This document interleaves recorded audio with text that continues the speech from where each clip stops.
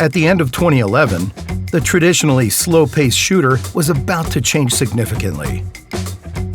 World of Tanks developers wanted to give players a surprise Christmas present that would offer new sensations.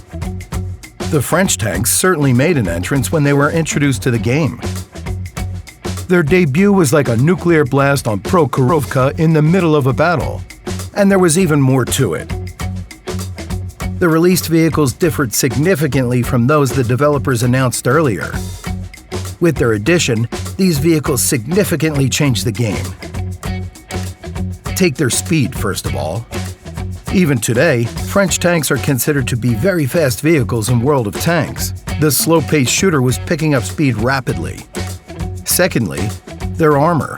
Their protection left much to be desired, so players often called them paper-thin tanks. Some French vehicles could even be penetrated from the front with HE shells. And finally, France was the first nation in the game to have high-tier light tanks. Perfect light tanks, we must say. For instance, the overpowered AMX 1390 that occupied Tier 7. The French tech trees followed their own special rules. That is to say, players had to put a lot of effort in to reach the really powerful tanks.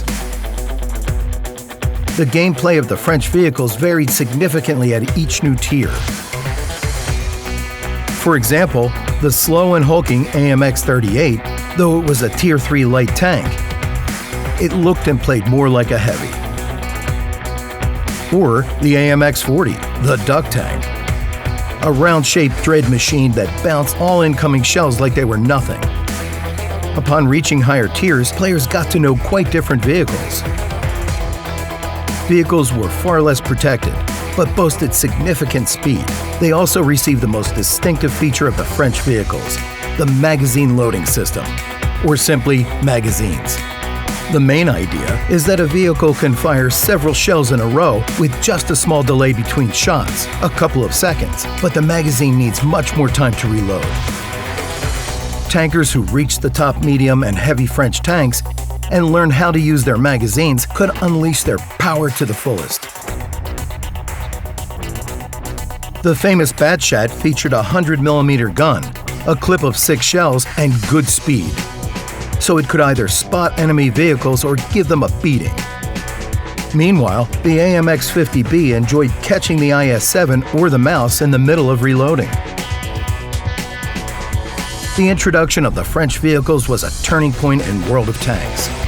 Some players were enthusiastic about these changes, while the others preferred the good old tanks.